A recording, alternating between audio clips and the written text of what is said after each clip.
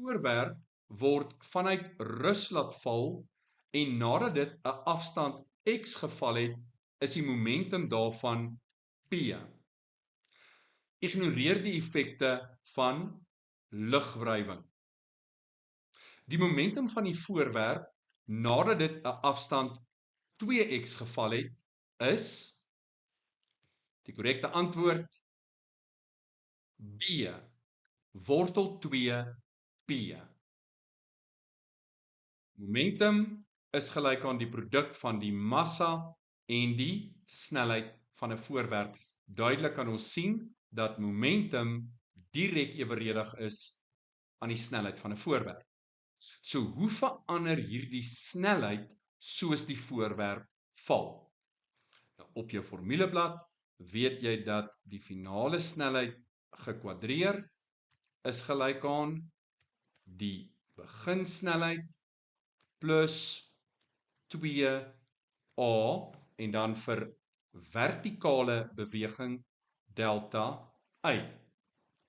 So in ons geval val hierdie voorwerp vanuit rus.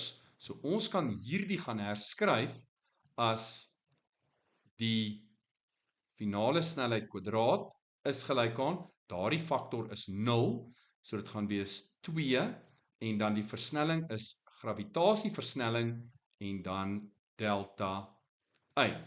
So ons kan dit makliker gaan skryf, die finale snelheid is die vierkantswortel van 2g delta y. Nou, na 'n afstand x wat die bal geval het, of wat die voorwerp geval het, kan ons dan in die plek van delta y, kan ons x in vervang.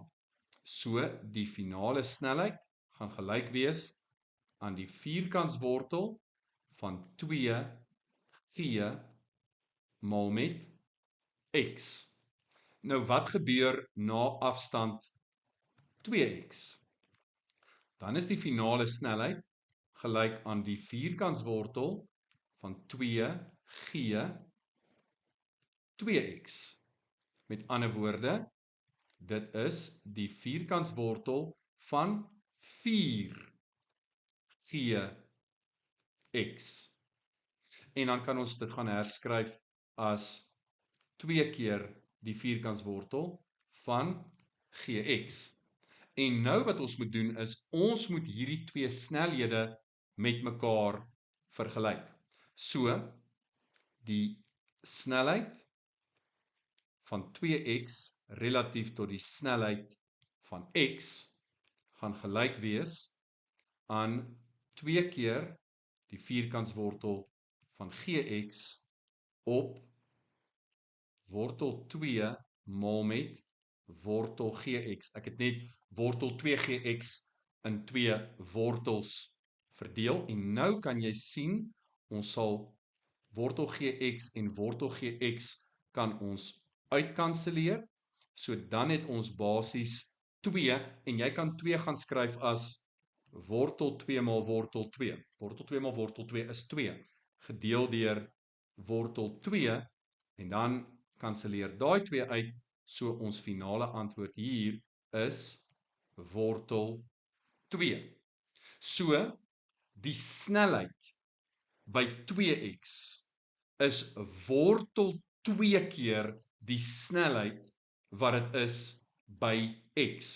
Met ander woorde, die momentum by 2x gaan wortel 2 keer die momentum wees by x. Met ander woorde, die finale antwoord is wortel 2 maal met die momentum.